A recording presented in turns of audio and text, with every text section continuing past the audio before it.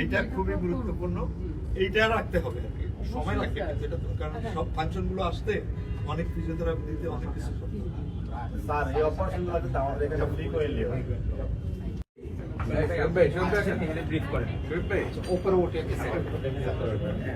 এই ইনস্টিটিউশনে আসার মূল উদ্দেশ্য হচ্ছে এখানে একটা ব্যতিক্রম ধর্মী যা সহজে সম্ভব না, সেই সম্ভবটি করেছেন আমাদের এই প্রতিষ্ঠান, তার চিকিৎসকবৃন্দ। এটি একটি বিশাল কাজ এবং আমি বড় ধরনের একটা অ্যাচিভমেন্ট বা অর্জন বলে মনে করি। টঙ্গীতে তাসফিন নামে একজন কিশোর কেবল ইন্টারমিডিয়েট পাস করেছে, সন্ত্রাসীরা তার হাত বিচ্ছিন্ন করে দিয়েছিল। সেই বিচ্ছিন্ন হাতটাকে প্রায় 21 ঘন্টা অপারেশন করে তারা 21 ঘন্টা পরে তারা সেটাকে জোড়া লাগাতে সক্ষম হয়েছেন এবং এখন স্বাভাবিকভাবে হাতটা কাজ করছে এবং আমরা নিজেও দেখে আসলাম যে আঙ্গুলগুলো নড়াচড়া করতে পারছে।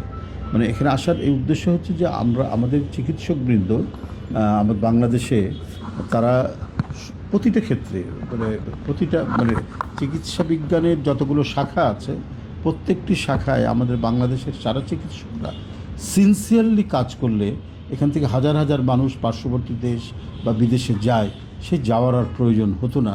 কারণ আমাদের চিকিৎসকবৃন্দ তারা মেধায়, মননে এবং কাজে অসাধারণ তাদের দক্ষতা রয়েছে, সেটার একটা বহিঃপ্রকাশ, তার একটা ম্যানিফেস্টেশন আমরা দেখলাম কিছুক্ষণ আগে এখানে।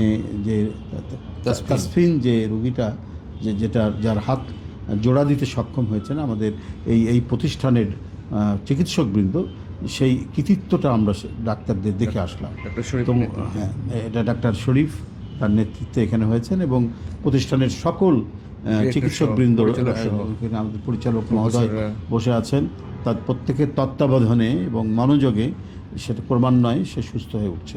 তো আমার মূল উদ্দেশ্য দেখা যে একটা বিষয় হলো যে আমাদের চিকিৎসকরাও কত বড় ধরনের কাজ করতে পারে সেটি একটি দেখা, এবং অসুস্থ রোগীকে দেখা, বিচ্ছিন্ন হাত সেটা জোড়া লাগাতে সক্ষম হয়েছে সেটা আমরা চাক্ষুষ আমরা সেখানে দেখে আসলাম। ডাইরেক্টর সাহেব এখানে, আমাদের ম্যাডাম ছিলেন এবং যিনি মূল যে ডাক্তার শরীফ সে ছিলেন এবং তার সাথে যারা সহযোগিতা করেছেন সেই তরুণ চিকিৎসকবৃন্দরাও ছিলেন। তো সব মিলিয়ে আমি নিজেকে গর্ব অনুভব করছি যে আমরা এই বাংলাদেশের মানুষ, আমরা রিসোর্সে, সম্পদে, মেধায় কোনো দিক থেকে আমরা কম নই। শুধুমাত্র একটা পৃষ্ঠপোষকতা দরকার। আমাদের রাষ্ট্র যদি ঠিক প্রো পিপল হয়, আমাদের রাষ্ট্র যদি সঠিকভাবে এটার যে পৌরোহিত্য করতে পারে, সঠিকভাবে যদি তত্ত্বাবধান করতে পারে, তাহলে আমরা পৃথিবীর মধ্যে একটা সমৃদ্ধশালী রাষ্ট্র, একটি আধুনিক রাষ্ট্র আমরা গড়ে তুলতে পারবো। তার নমুনা আমরা এখানে আজকে দেখতে পেলাম কিছুটা। তো যাই হোক, আমি খুব দ্রুত তাসফিনের আরোগ্য কামনা করছি, দ্রুত সে সুস্থ হয়ে উঠুক এই কামনা করছি।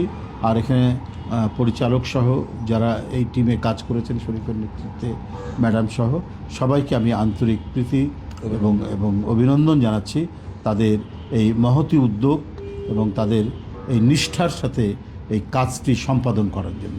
ধন্যবাদ।